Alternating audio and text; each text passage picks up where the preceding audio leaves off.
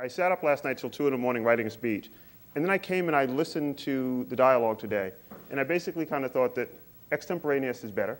I want to do at least 10 or 15 minutes of Q&A with the folks here, but I also want to kind of have a chance to share with you maybe a different perspective. I don't know quite as much about technology as some of you. I know nothing about production, but I know a lot about Washington, and I know a lot about public policy, and I have a pretty good sense of where this nation should go, and maybe a little bit of a sense of where we are going to go. I spent 10 years of my life on Capitol Hill. The first 4 years with a young man named Mickey Leland, who tragically died in Africa trying to feed folks in Ethiopia and flew his plane into a mountain. I then spent 6 years of my life working for Ed Markey. And while with Ed Markey, I had a chance to work on the development of ITVS. And one of the great Twitters, I saw the Twitter while we were sitting there, was one of the folks was talking about agendas. And one of the people in the Twitter said, you know, ITVS got started because 4 people with an agenda in the independent production community cared, and they came to Washington with an agenda. And I want to expound on those a little bit during my discussion today.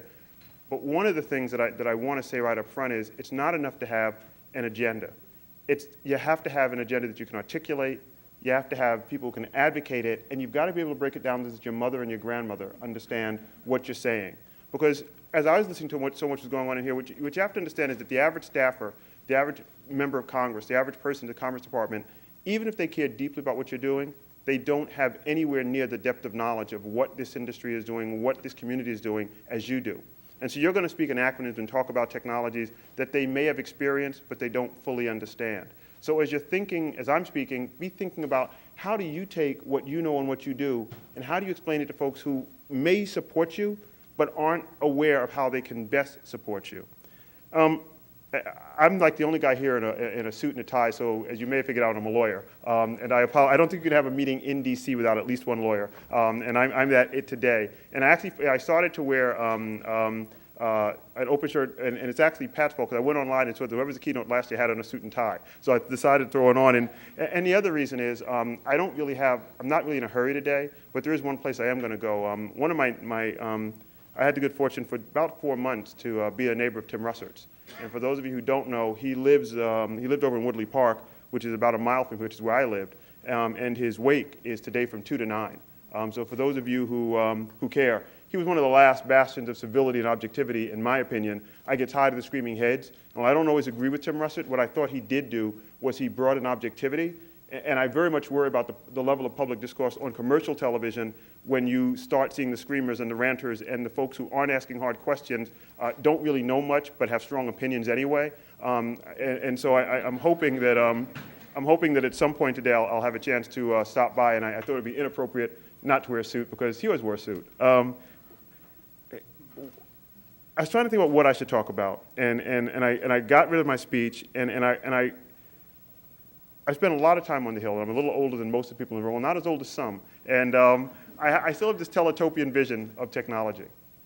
And what's interesting is that we've always had this teletopian vision of technology.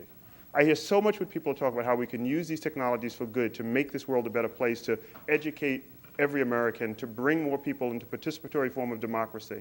We can make it more democratic with small d. We can make it more inclusive. And I think that if you go back to the 1927 Radio Act, the 1934 Communications Act, the advent of public television, the advent of the internet, the advent of cable television, advent of broadband, at every twist and turn, in every part of the evolution of telecommunications, we've said basically the same thing. And somehow every time we've allowed commercial voices to kind of drown out what is the best of what we have to offer.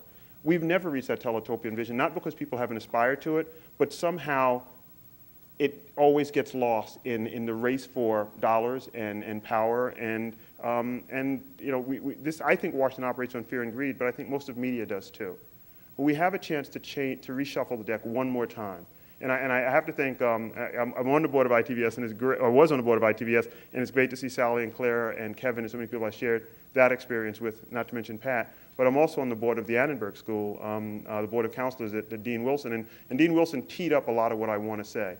Because I love public broadcasting, and yet I understand all of the problems with public broadcasting, or some of them anyway. And I love public media, and I think we're going to run into some of the same problems if we're not very, very careful. You know, commercialism. Diane Murmagis, I've known her forever. I've read her stuff forever. and we both read the same thing yesterday about PBS and Hulu, and she looks at it as an opportunity, and I read it with dread. I absolutely read it with dread. I read it with dread because I know what happens when you go to creeping commercialism. I don't have a problem with advertising. I don't have a problem with commercial television.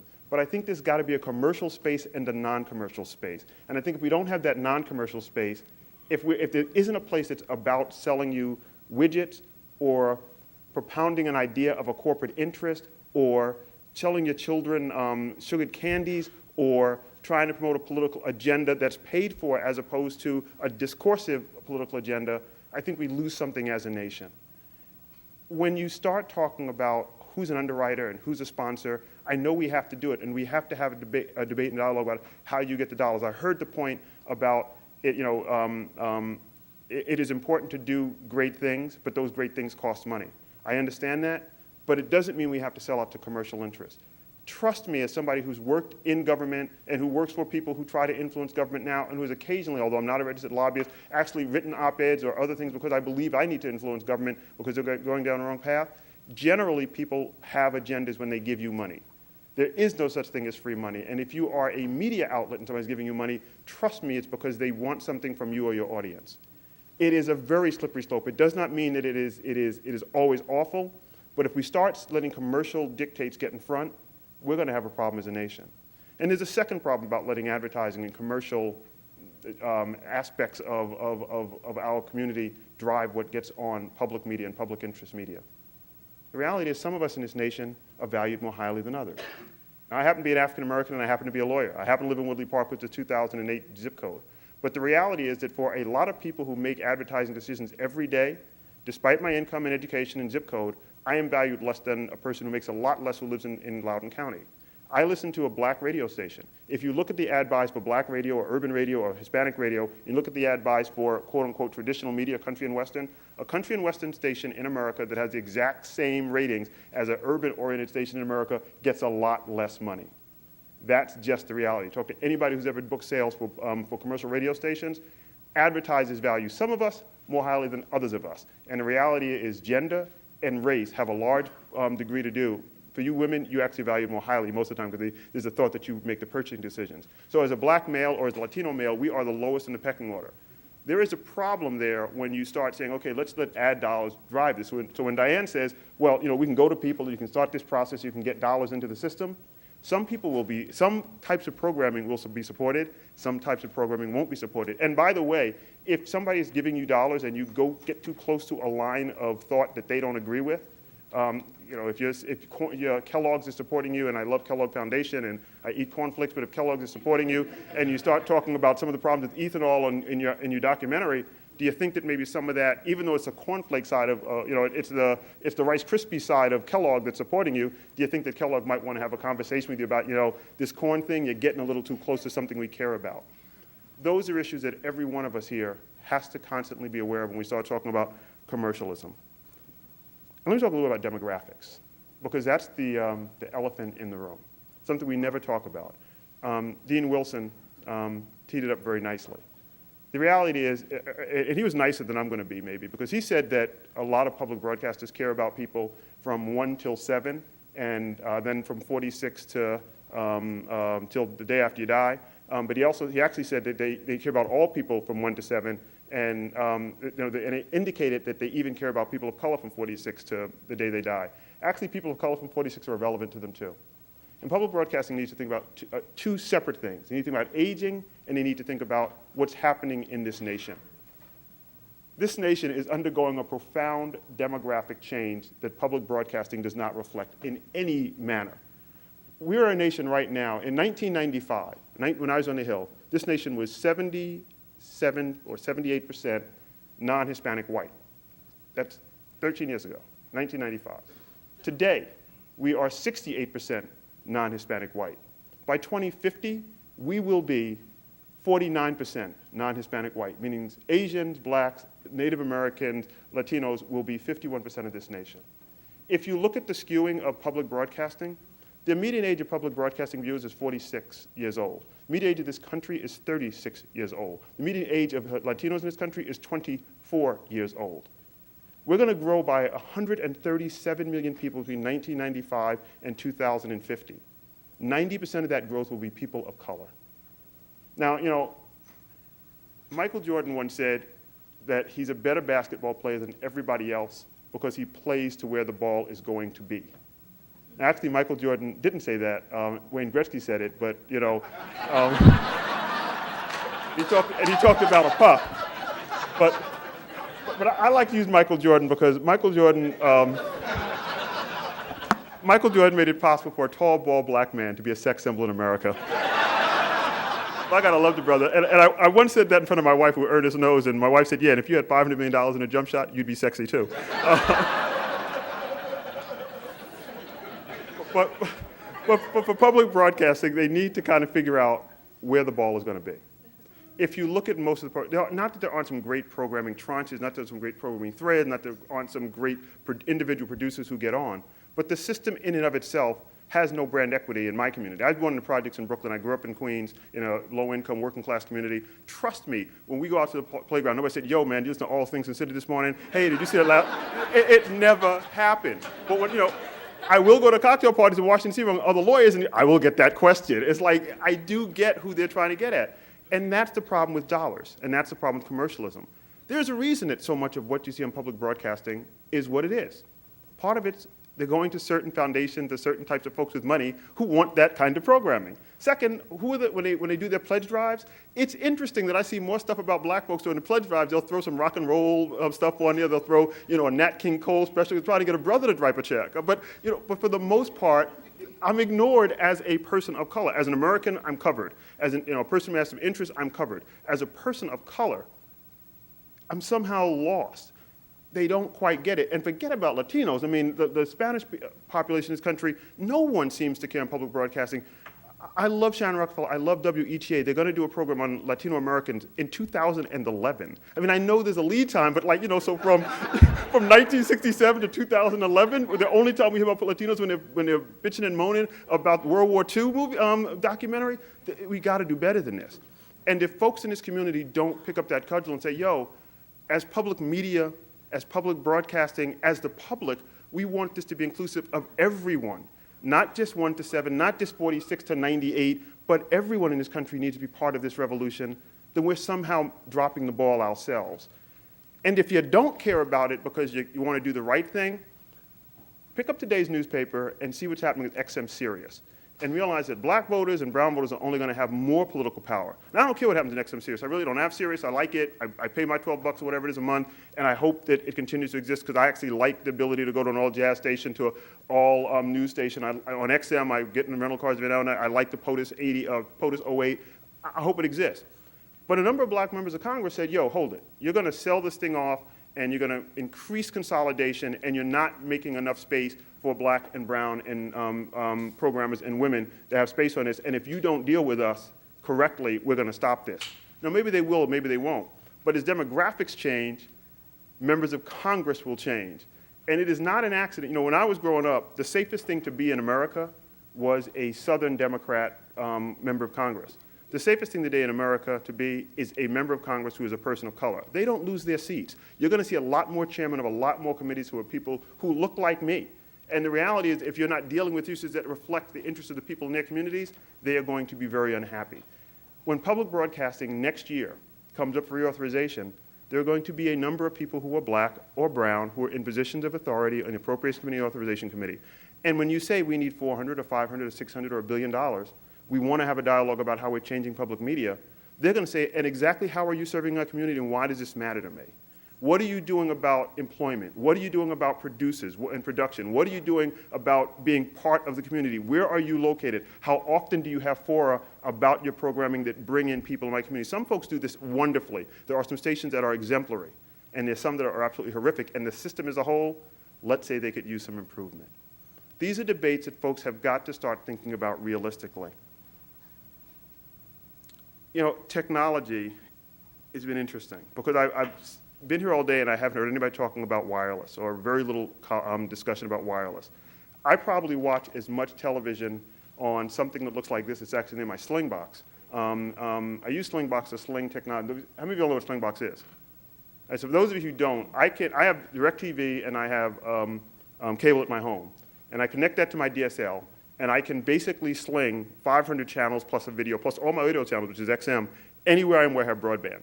So as long as I have my little phone or my laptop is connected to broadband, I was literally watching Stanford lose again in basketball while sitting in Bangalore, India. Sitting in India, got a broadband connection to Bangalore Hyatt, and I'm sitting there, Mumbai Hyatt, and I remember this well, it was traumatic. And I watched Stanford lose yet another NCAA game because I'm sitting over there doing that. Slingbox allows me to watch television anywhere I want to. And what brought this to mind was yesterday, remember the horrific rainstorm? Well, I was trying to get from my office back to my home, and I take the metro. And I had my little Slingbox because I wanted to watch Tiger. So when you're self-employed, you can do these things. So I decided to leave before the storm to get home so I could watch Tiger. Had my little Slingbox out. And what was interesting is I noticed there were two other brothers. One had it on his phone and one had his laptop watching Tiger in the metro on his Slingbox. The point is for an entire generation of people, technology isn't something that you have to go to. Appointment television is dead. You carry it with you. You go where you want to go. You watch it when you want to watch it. And we've got to start thinking about technology as it is. And I no longer use the term new media. I read an op-ed in March of this year. New media is media. Media, when you talk to a young kid, there was a survey that came out 2 days ago by a group called Topics, I think. And what they basically said is that 76% of kids would give up television before they give up the internet. They'd rather watch a full-length program online, or at least they'd like to watch a full-length program online, 1-hour program, as they would on their television set. If you ask me, they'd rather talk to somebody on the telephone, or they'd rather text message them, they'd rather text them. This is not, if you're under 25, this net, this web, this isn't something that's foreign to you, this is you. And we're still thinking about it as something new, as something different.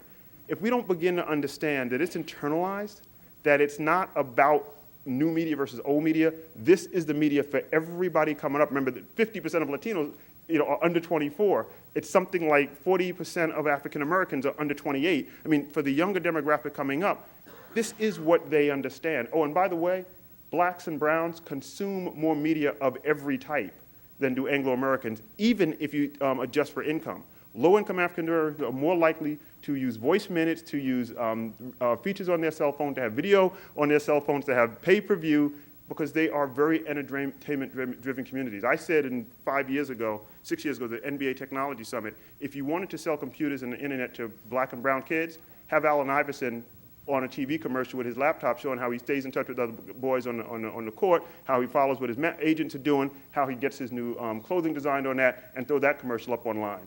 Well, Allen Iverson has tats, so nobody's ready to do that yet, but they do have Serena Williams with almost exactly that commercial if you've seen it for Hewlett-Packard, and by the way, it's moving product because that commercial is still on a year later. The reality is you can get to folks, and this community can get to folks, and if you want to engage them, reach them where they are. Understand that this device is as important to them as the television is, and as you're trying to figure out how you're going to produce your product, make sure that you have an idea of how to use this. We're going to have a debate next year in this town about white spaces, which is additional wireless spectrum that can allow for all kinds of innovative uses. Everybody in this room should be thinking about how do we get there. Now, we have never before had a revolution like this wireless revolution. 3 billion people around this planet have wireless technology. 500 million people in China, 300 million people in India. We're third in the world. 8 million new people joined the Chinese wireless net. 9 million new people joined the Indian wireless net in January and February of this year. This is the only time we've ever had a revolution of technology that happened simultaneously around the world. If we really want to connect the world in terms of public media, let's understand that too. And how do we incorporate all of the things that are happening all over this globe simultaneously into our analysis, into our thought process, into our structure of public media in this country. I could go on about wireless, but I won't, because I want to get to one other thing before I turn to questions and answers. And that's Dennis Harshager, who I didn't know before today, but who is now my new best friend, mentioned something that I thought was really important. Back in January, I read, I was very sick, and I'd come out of surgery, and I was going through a Washington Post, catching up some magazines, and I saw the NPR.org and what they were doing with interactive media, and I was really excited about it. And then a month later, I noticed that they fired the CEO. And I was worried that the stations had finally figured out, oh no, you're not going to drag us kicking and screaming into the 21st century. We want to be 19th century, damn it, and you're not going to make us be 20th, much less 21st. Well, after listening to Dennis, I have less fear about that. because Dennis and I have a common goal, and I think a common thread. Ernest Dean Wilson talked about silos. Back in 1998, when AOL was still very relevant, there was a young woman named Jill Lesson, who was a chief lobbyist, and she and I went off to have lunch, and we talked about this thing we called then green spaces. We'd never use the term now because green spaces means something else. And how do we create a space where public institutions and public media can coalesce, can aggregate their assets in order to make sure that people know what's online? How do we give a trusted brand to people? And how do we get public broadcasters to play nice in that space? I still think that that's the kind of idea we have. Whether it's museums or libraries or public media, we need to take the best brands, bring them together, and have them work together. And when I was sick and I was looking for information, I happen to have had cancer, and I'm in remission, I'm going to live, and all that good stuff. But when I was looking for information about cancer just on Google, all I found was a whole bunch of stuff that talked about sea kelp and trying to sell me pills that weren't going to work. There was no trusted source I could go to online.